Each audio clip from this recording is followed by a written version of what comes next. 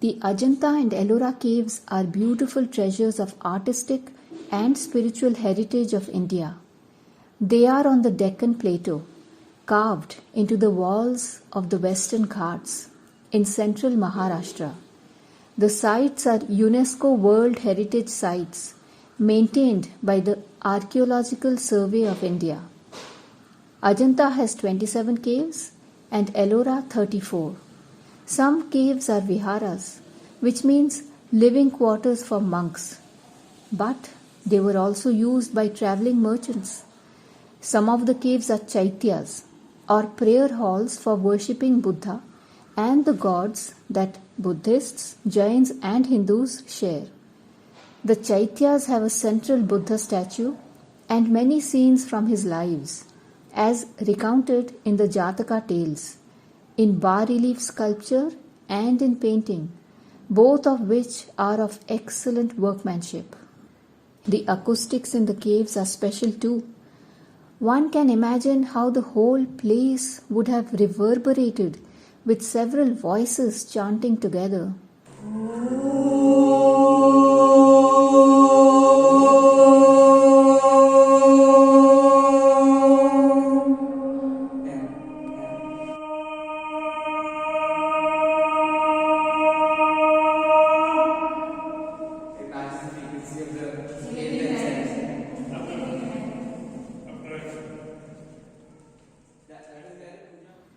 Here, in the first cave, are the famous portraits of Padmapani Bodhisattva, who was Brahma in Hinduism, and Vajrapani Bodhisattva, who is Indra, the wielder of the thunderbolt.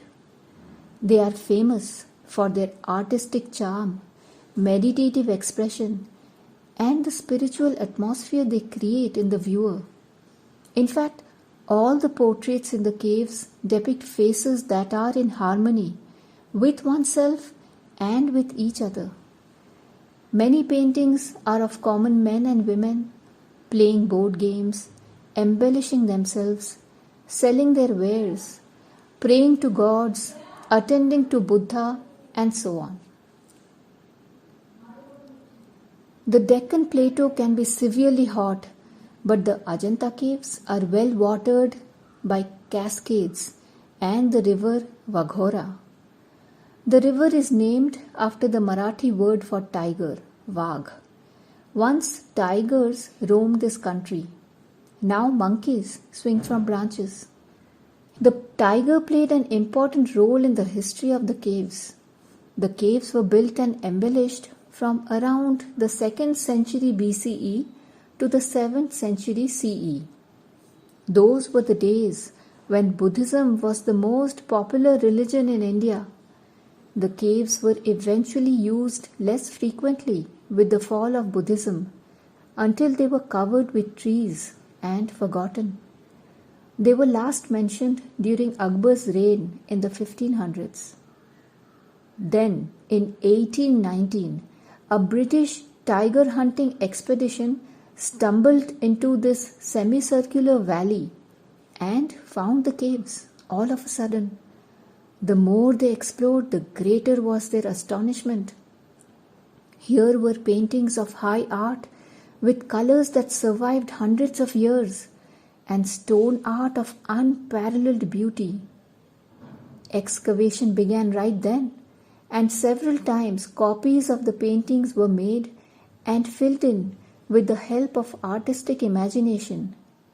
They were exhibited in London and in India.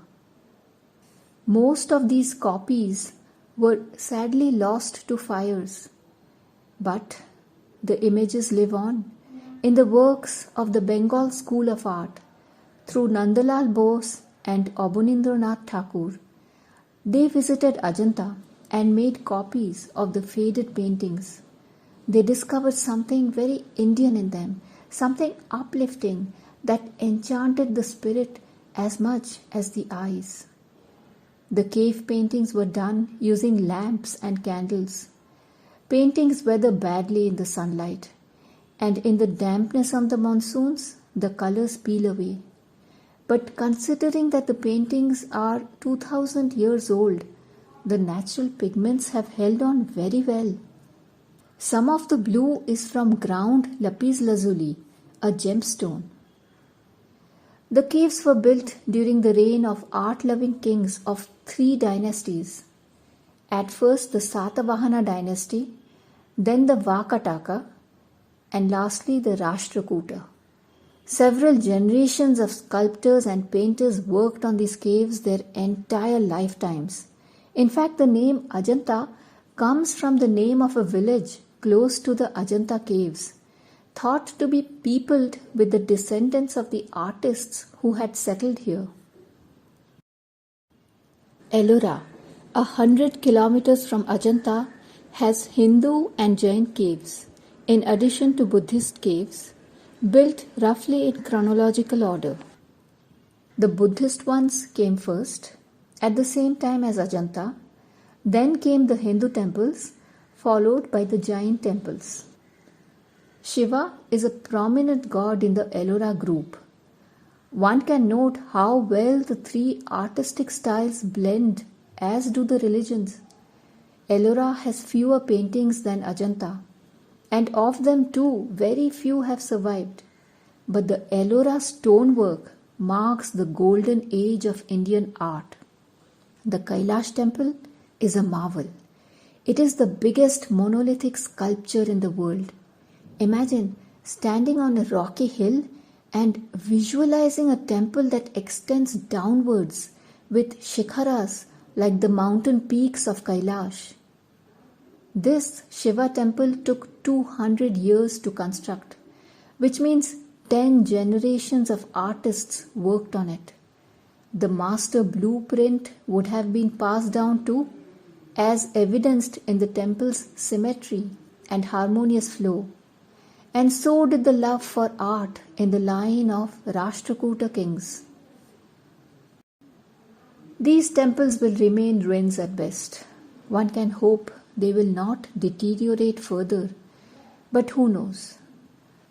Yet, people visit these ruins in throngs from India, Japan, and China, from the non-Buddhist nations, from the West and East, non-believers and non-artists. Is it to see the art and architecture and wonder how people 2000 years ago were so skillful? Or do pilgrims stop here to pray in them as did the monks of old? Or do art students come to learn from these motives? Well, people come for various reasons, but they all return a little transformed. When next they look at a modern temple, they notice echoes of the past in them.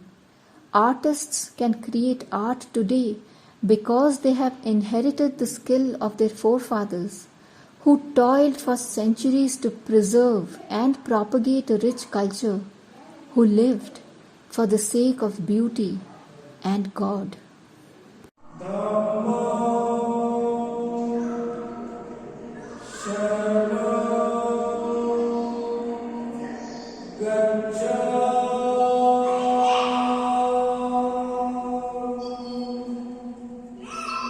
Son